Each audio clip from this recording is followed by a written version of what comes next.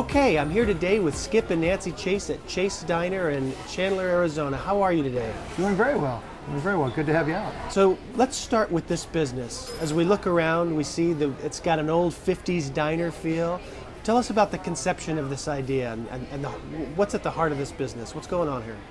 We grew up back outside of Buffalo, New York. You go back into New York and New England, you have diners everywhere. So we moved out here in '86 from Buffalo and worked at other restaurants, and finally got an opportunity to decide we were going to build a diner here. So that's where the diner grew. When I was younger, I used to go around to different diners and I just loved the designs of them. So it seemed like a fun thing, and it's worked out as a great fit here in Chandler. How long have you been in the restaurant business? I lied about my age when I was 15 to get a job in a restaurant. Which restaurant? It was called the Hub Steakhouse in Blaisdell, New York. And I worked as a dishwasher and a busser, and moved from there. I worked at a couple other places, and then I went to school. I got a food service degree and an associate's degree, and then I got a culinary certification, and I just kept working in restaurants, and I've been everything from fine dining to fast food to the casual dining you see here at the diner. When did you first know that you were an entrepreneur? Probably pretty early. When you'd be working somewhere else and you'd see things that frustrate you and you couldn't change them. So the good thing about going out and being an entrepreneur and doing your own thing, if it doesn't work, you can change it. If you go for a national corporation and you see something that you don't like there, you really can't do much to change it. You have your own business, you can change it overnight. That's the first thing. Second thing is, you're doing things on your own terms. So it's kind of a different way to approach things, but if you're going to fail, you want to fail on your own terms. Doesn't mean you don't want to listen to anybody you meet, but you want to make sure you're doing things the way you want to do them, so you don't have any regrets. I was pretty young when I started doing this, and it really comes down to just making the effort and not quitting on yourself. Why Arizona? Why not Arizona? Arizona is, I don't know what I'd say about Arizona. I love the state. We came out here, honestly, in '86, we came out here temporarily. I didn't think we'd be staying in the state. Fell in love with it. A couple years after we moved out here, I got an offer to go to Denver, Colorado, and Nancy was like, well, if you want to go, you're welcome to go, but I'm not leaving the state. But just everything that goes on in the state, it's been a very good business environment for us. It's grown, the state's obviously grown. As far as the environment, you couldn't ask for a better state. Where you live, what you have year-round here versus where we grew up outside of Buffalo. I joke around, if we were still in Buffalo, I'd probably be the best district manager Wendy's had, and that's about as far as I would have gone, because there just wasn't a lot of opportunities. Here, we're looking at, 2015, almost 30 years in the state, and there's still opportunities everywhere we look. Yeah, that's awesome. That's something I don't know if I've had a chance to talk to you a little bit about, but I've had a chance to work at a restaurant. My college roommate's family owned a steakhouse in Afton, Wyoming. And so I had a chance to work in the back with their family, mostly washing dishes. But I got to understand a lot about what goes into a restaurant. And with my experience in business, the restaurant business, I think, is probably the hardest to figure out and maybe the thinnest margins. What's the secret with the success that you've had? If we're talking to somebody that's the next Skip and Nancy Chase, what would you say to them is the secret to running a successful restaurant? I said a little earlier, don't give up on yourself. It's a tough business. Everybody thinks they can get into it and it's pretty easy that you just walk around and talk to customers. To get to that point, you are working like crazy. You're working, to this day, aside from this, we have other restaurants. We have 12 restaurants. To this day, I still work 6 days a week. And I'm out in my restaurants on weekends and nights. You can't give up on yourself, because you have people out there that are hungry, that come into this business, that are fighting to get ahead. So you have to make sure that you stay a step ahead of them. And the only way you're going to do that is to constantly work and not give up. It's not a hard business. What's great about this business, and why you see so many people come into our country and go into this business, you work hard, you stay focused on it, and you're going to get ahead. It's what the American dream is all about in my mind. Now, your other businesses are Taco Bells, correct? We have some Taco Bells, and some are co-branded with Pizza Huts and Long John Silver's. Let's address an audience that may be unfamiliar with a franchise model. Explain what a franchise is and how that works and how that's worked for you. Well, when you go do an independent business like the diner here, everything is done from scratch. For example, I designed the building, I did the menu, we did the recipes. A lot of work, and it's a very challenging thing. When you go into a franchise, most of that's already done for you. You have somebody that's doing marketing for you, you have somebody that's helping you, depending on what franchise you get into, they may help you pick a site to build on. They may help you design your business. In Taco Bell, I still do that on my own, but I get the Taco Bell name. So basically what happens is we pay a fee up front when we start the business. That fee is $45,000. After we get up and running, and I want to qualify this, Tom, the $45,000 is just a fee to use the Taco Bell name. That has nothing to do with the cost for the building or the equipment or anything like that. But when you get the business up and running, you're paying a royalty to them to use their name, and then you pay advertising. And that, in the case of Taco Bell, those two equal 10 cents on the dollar. But they do a lot of the work for you. And it's a great model for people. You're your own business person, but you do have to follow some guidelines. But it's still a great model because it's a lot less legwork and a lot less effort to start up than something from scratch like the diner or your own restaurant. So if there's someone that's watching this video and they're trying to decide, okay, they want to be in the restaurant business, how will they know if the franchise model or if the Chase diner model is the right direction for them? A lot of that depends on how committed you are. I mean, basically, if you get into this business, once you start a restaurant and you do it on your own, you can't just walk away from it. You're going to have commitments for your leases, and you're going to have commitments for your equipment and everything. You have to be committed to it. If you're committed, you're going to succeed. And when I say committed, if you understand that 5 years from now you still might be working 70 hours a week, you're going to succeed. I don't know too many people. Most people just quit too early. And there's times a diner, we've been here 17 years, and there was years we didn't make money and we were wondering if we were going to make it. But you just keep sticking to it. You don't change your philosophy, you don't change your beliefs, you just keep going. You don't buy cheaper quality food. You don't cut back on what you're giving your customer. You stay true to what you're doing, and you're going to get ahead. The franchise business makes it a little bit easier.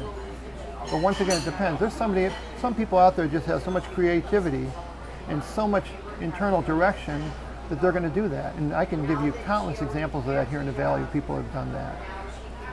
So let's imagine for a moment that you're starting from the beginning, but you still have the experience and the knowledge that you've accrued over this 30-year career. Now, we'll have somebody watching this video that's listening closely.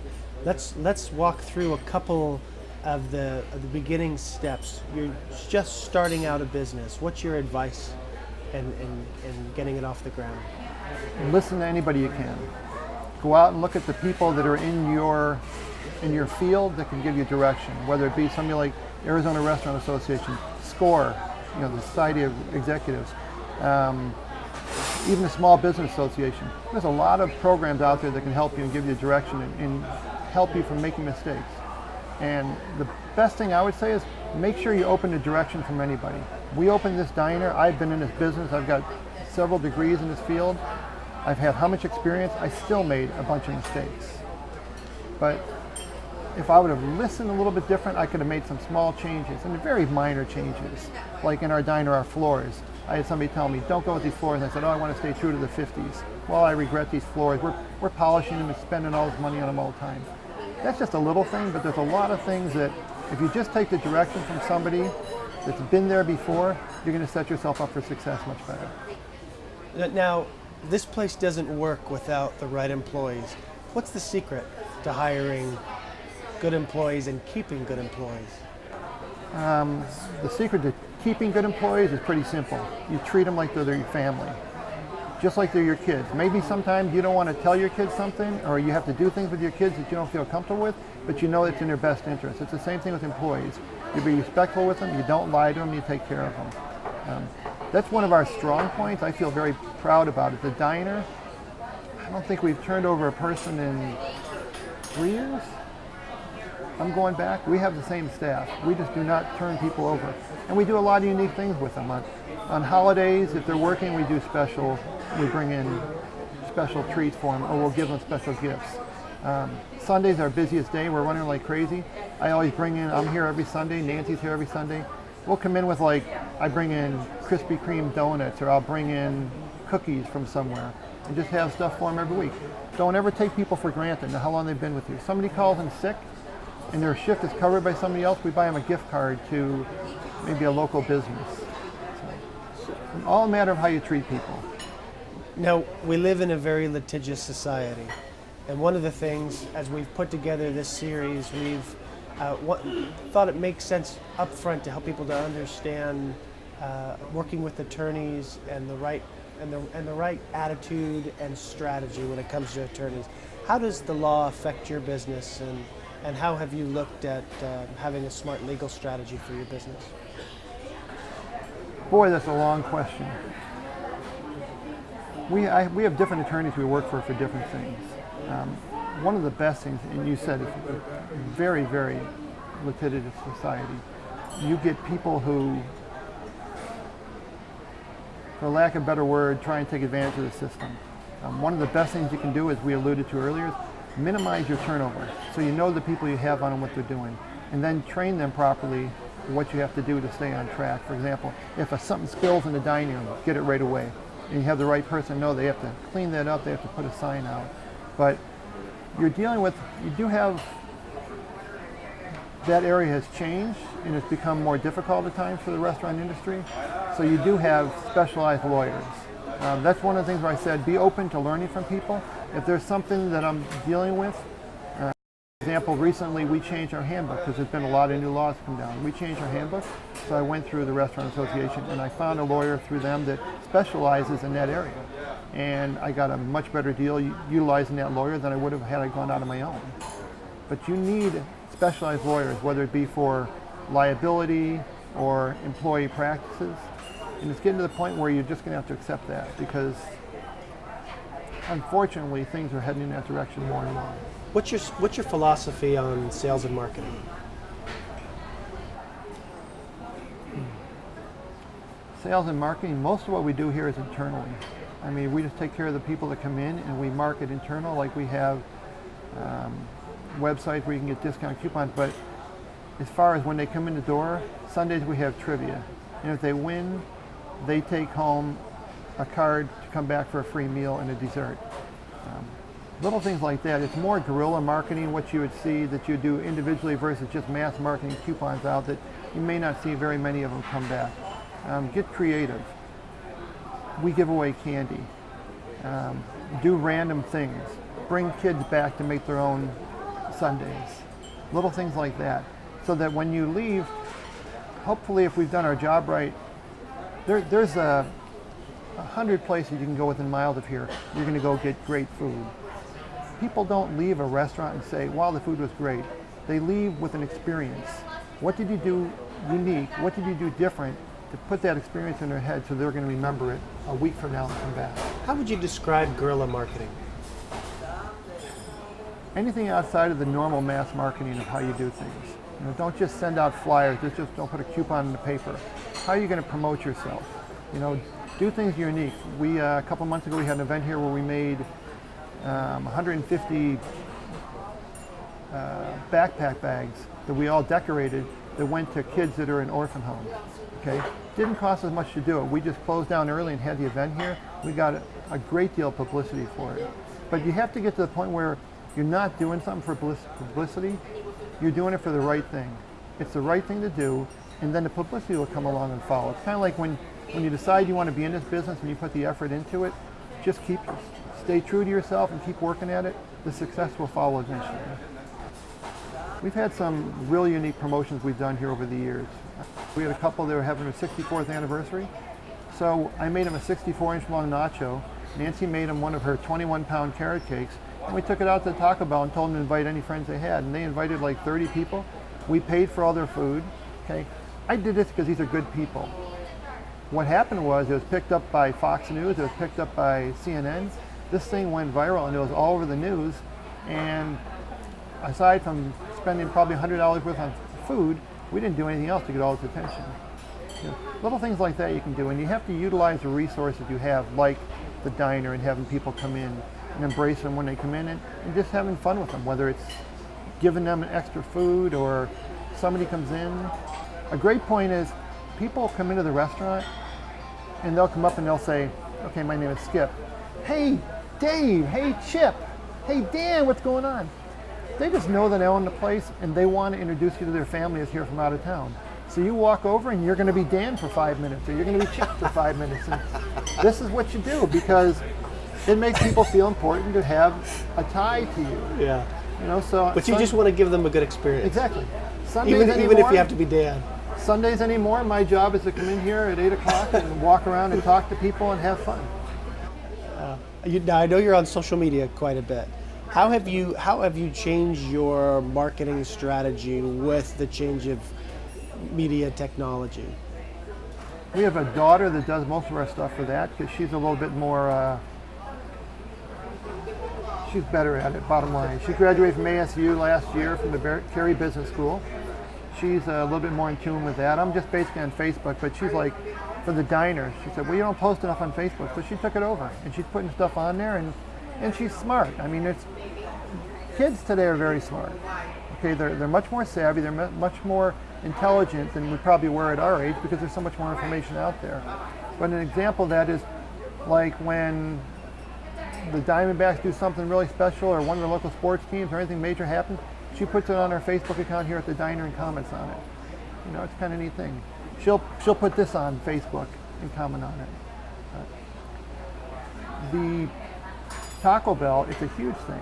You know, they've got the app where you come in and you order before you get there, and you punch it in and your food's waiting for you. And if you use that app, you get free food. The millennials and the Gen X, they understand this, and they utilize it big time when you see it in the restaurants. And they're like I said, they're expecting a lot more. And I'm sure you see that in any area, that the millennials, they're just expecting much more than we had when we grew up. When we grew up, you're just happy to walk into a McDonald's and get a burger that wasn't cold. You know, they don't tolerate that now. You have a bad experience, they let people know about it. Do you consider yourself a competitive person? Yes, I'm very competitive. You'd be a fun couple to play games with. I joke around that I've raced motorcycles, I've raced snowmobiles, I've raced cars, I've flown planes, and boats. I've crashed motorcycles, I've crashed planes, I've crashed all these I'm things. watching her cringe as you say that. I haven't flown in about a year and a half, because about 2 years ago I was out in the desert on a motocross bike and I crushed my foot and had to have surgery, reattach some tendons. So that kind of slowed me down a bit, but yeah, I'm competitive. You're competitive. I don't know how you're not competitive if you're an entrepreneur, if you're an independent, because I don't think anybody ever gets up any day and says, I'm going to be mediocre. Today, you just think you want to get up and you want to be the best you can be. I liked how I asked that question, and you both turned slightly and looked at each other. That was a good moment. My kids I have an expression, and my kids hate me for it. My first expression is, if I'm not up, I get up every morning, I walk 4 miles, and I get up early and do that. And then I'm heading off to do stuff, and I don't like sitting around. So if my kids aren't up by 8 o'clock and doing something, I tell them they're wasting the day. And if it gets to be like 10 or 11 o'clock and they're not doing anything, I tell them they're wasting tomorrow. So I kind of drive my kids nuts, and I guess I have that philosophy at work too. But how does competition play into your business strategy? Probably a little different than most people. I understand there's competition. I welcome it. I don't. There's people, I go back to Ray Kroc, who started McDonald's. He had a great line, said, if you see your competitor drowning, put your foot on his head. Okay, my philosophy is, I'll do anything I can to help anybody. Obviously, it wouldn't make sense for you to come and open a diner across the street from me, or for you to open a taco place next door to me. But if you're open in the area, I'm willing to go out and help you any way I can, and I still do that today. I've taught food safety classes for over 20 years, and I don't charge for them, because if I can make you better, I'm benefiting the community. Co-opetition. Yeah, that's a good line. I've never heard that. What is it? Co-opetition. There you go. And I've on multiple occasions, I've gone out and helped businesses that were struggling and tried to give them direction to work out. And a lot of times it's worked out, and a lot of times it hasn't. But it's important that you understand if you open next to me, I don't want to put you out of business.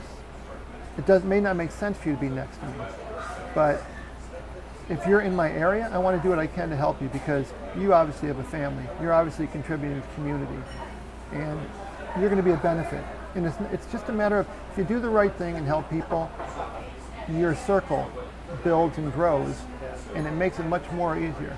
You know, for example, if the restaurant behind us, maybe we're competing with them, but they run out of their a box of syrup or Coke, and I can give it to them and help them out. Any way I can help somebody to succeed, whether it be with food safety training, whether it be with business direction, or what known as forensic accounting, where you're going to somebody who's failing in a business, and I go in and I take their P&L and I say, well, here's where you're having problems. Okay, you can't be running this volume and having a 12% rent factor. Okay, or you can't be just showing them where they're losing their money and where they can go back and restructure things and work things out and be operating better and have a better cash flow. Because the bottom line is, most people come into this business and they don't understand. They may understand how to make a great product. They don't understand everything else that goes into it. Dealing with your local municipalities, dealing with the health department, dealing with your landlords, dealing with startup fees, these type of things. So if I can help somebody with doing something like that, I'm more than happy to do it. I don't look at it as competition, because this is a cliche, but nobody takes our customers. We lose customers because we don't perform the way they expect us to. If we're doing our jobs, you're going to keep coming back here, okay? And if there is a problem, this is something I say very often. Tom, I could tell you 100 reasons why something went wrong with your meal, but if I'm focused on you, I can't give you one reason why I can't make it perfect next time. So if you come in here and you get a waffle or something that's cold, you darn well better have the attention of everybody in the restaurant to make sure that what you get from that point is perfect. So it's a matter of just taking care of the customer when they're in here, and understanding whether it's you by yourself in here or a full dining room, we have to treat you the same way. If you do that, you're not going to be losing customers. And I can't tell you how many times, you know, I was in this business and I owned just Taco Bell's when they opened up the plant in Hollywood.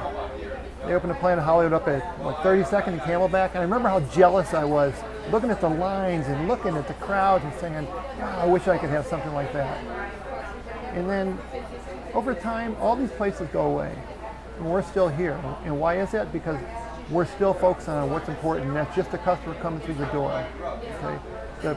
Years ago, we used to have a Chili's restaurant across the street, and Friday nights they'd be lined up, and we'd be standing at the counter waiting for somebody to come in when we first opened. Well, they're gone. We're still here. Excellent. That was very, very good. Someone's watching this, getting ready to jump into the world of an entrepreneur. Is there one college class that you'd recommend they make sure they take? Most impactful class I've ever taken, and this probably goes off, it was business ethics. Studied about, in there we studied all different businesses, what they've been through, and how they've changed. And some of the like an example of the bad one was Union Carbide in Nepal, India, when they had a chlorine leak and how many people died. They settled it by giving out transistor radios to everybody, and they didn't even have radio stations in the area. Ford, when they rolled out the Ford Pinto, they knew that it was a dangerous car, and they went back and said, okay, this many people will die, we're going to put a fund together that has money to compensate the people who die and who get seriously hurt. They conscientiously made decisions like this, which to me is deplorable. And then you get Tylenol, when they had the issue where somebody's putting cyanide pills in the Tylenol, they recalled every product they had. They didn't just say, well, let's wait and see what happens. They recalled the product. The next step is they came out with they exceeded the federal guidelines of how it would be packaged by putting a cap on there and putting a wraparound top on the bottle. So they set standards that became the federal standards. It was a great course, and one of the things that it just taught me was you can't have, and I was guilty of this when I was younger, you can't have situational ethics. You can't say, okay, I would never, ever, ever do this, and then when you get in a pressure situation, choose to do that. It's kind of like you can't be in a relationship with somebody and saying, I'm a good person and I would never be mean to you, and all of a sudden you hit that person or you do something very deplorable to them, now you're that bad person. It doesn't matter what you've done the following 2 or 3 years, that you can't be the person you were once you've made these poor choices. And more than anything else, as an entrepreneur, you're in a situation where you have to make more choices because of how you choose to live your lifestyle. In doing that, you have to make sure that you don't compromise those choices. You have to be consistent 110% of the time. So that was fun. That was a good You have one. to be consistent 110% of the time. You have to be that person all the way, because there's no right way to do the wrong thing. And the final thing is, at the end of the day, you're the one that's accountable. You can't go and say, well, this wasn't my fault or whatever. If you're an entrepreneur, it all comes down to you, and you have to do the right thing. Your favorite book? Oh, favorite book. I read a lot. I'm going to go back a long ways to when I was in high school. There was an author named Neville Shute. He wrote a book called Round the Bend, and it was very unique because people didn't embrace it. It was implied that in the book the main character was the second coming of Christ, but he was a Japanese mechanic in World War II. I'm sorry, he's a Chinese mechanic in World War II. And people started treating him really bad, and then as the book goes on, you find out who his character's supposed to be. And he just went and did everything the way he should. He didn't change his, kind of what I was saying about ethics. He stuck to what he believed in, everything, and so many people were rejecting him and making fun of him. It was just amazing how the character developed through the book. Favorite movie? Favorite movie, this is going to really show my character. I would say The In-Laws with Peter Falk and Alan Arkin from the 70s, because it's hysterical, or Planes, Trains, and Automobiles with John Candy and Steve Martin. They're both kind of light, but they have John Hughes, a filmmaker, always had a moral behind the story, but Planes, Trains, and Automobiles was I still laugh. I'll be laughing before the scenes come on because I'm anticipating them. But. Okay, so how do you retain the right people? I think it's the atmosphere we've had in the diner. They feel like it's a good place to come to. They're treated well here. They feel like they're working with and for their friends. And they know so many customers. We have a lot of long-term customers here, a lot of regulars, as you say. And the employees just have a good feel, good atmosphere here. Now, I know how hard the two of you work. Do you enjoy what you do? I love what we do. I can't imagine doing anything else. I really can't. We, like I said before, we have so many regulars here, and the interaction we have with our crew, we have an amazing crew here, and we're very fortunate. Yeah. And I love how the two of you are a team. And I think that maybe today that's a little more unique than it used to be, but how has that played into reaching your goals and having success? Skip and I met at a fast food restaurant. We met at Wendy's in upstate New York. Now, I worked at Wendy's when I was a kid. You did? Very good. Yeah. Very good. We met at Wendy's in upstate New York. We were Wendy's managers, and we started working together then in the 80s, and we've been working together ever since. Go back to when you were at Wendy's. Did you have any idea you'd be where you are right now today? We had no idea. Well, Skip probably had a vision of the future more so than I. But things have changed tremendously. Just working on our own now for ourselves, doing our own thing. There's so many differences in working independently. We're able to, if we want to sponsor a little league team, there's no one to ask, corporate or anyone. We pretty much had our hands tied back there and things we could do, expanding the menu, doing things outside of the restaurant. It just opened up a lot of doors to us for different things. Being involved in the community.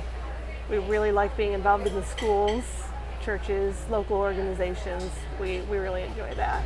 30-year career. What are you most proud of over the last 30 years? Gosh, I'm proud. So many things. I believe being here 17 years, having employees come back who worked for us in high school, bringing us their families, their children, and saying, I didn't appreciate what I had with the two of you working. You were my first bosses. That gives you a good feeling. Do you have second generation employees? We do. We have a young man who's working for us right now. He's 16 years old, and his mother worked here in high school. And she's a nurse now, and she works part-time here, picks up a shift here or there to work with her son. So we have mother and son working here. Our 3 children have grown up here also. Our 3 children work here at the diner. Now, we've talked about guerrilla marketing. What are some other things that you've done in terms of marketing that may be instructive to somebody that's just learning the business right now? Get involved in the community. For us, it's always been being out in the community, getting our name out there, and not just to promote the business, just to let them know who we are and what we do. If you go to any church or school in Chandler, you probably see something there with our name on it. Free kids meal coupons for the sock hop at Goodman Elementary School. Gift certificates for the golf tournament that the local church is doing to raise money for charity. We try not to turn down anybody as far as giving, donating. Your favorite book? Oh, the girls here at the diner got me reading Janet Ivanovich. It's a series of books about a bounty hunter. They're just light reading. 1 for the money, 2 for the show. It's a series of books, and the girls here got me going on them. There's like 21 of them now. I would have to say that series. Your favorite movie? Favorite movie? Skip introduced me to this movie. It's called Big Fish. It's a life lesson that everybody should learn. It's an amazing movie. A little off the wall movie, but it's an amazing movie. How many tell me a little bit about your business. What's your employee count right now over the entire, all of the restaurants put together? Between our Taco Bell locations and the diner, I believe we have 327 employees. And I process the payroll. I collect all the payroll data and keep all the employee files. And it's quite a challenge sometimes. It really is. Keep all their information together.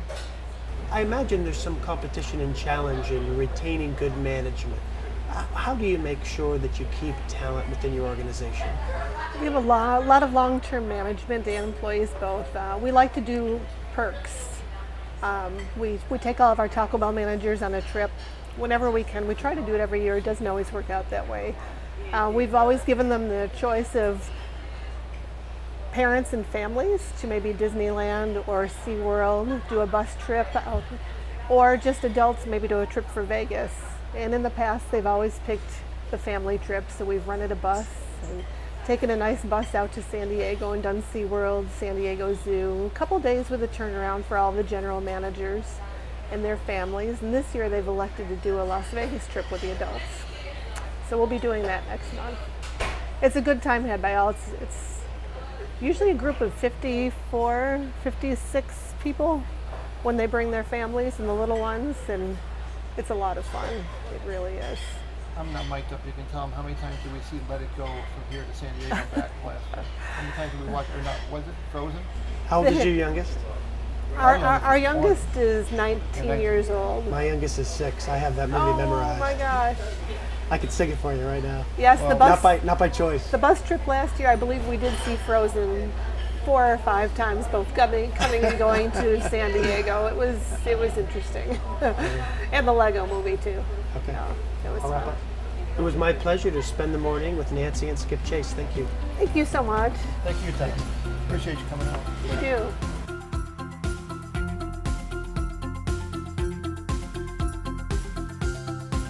If you're interested in starting a business, go to the Arizona Corporation Commission website at azcc.gov. And best of luck in your entrepreneurial endeavors.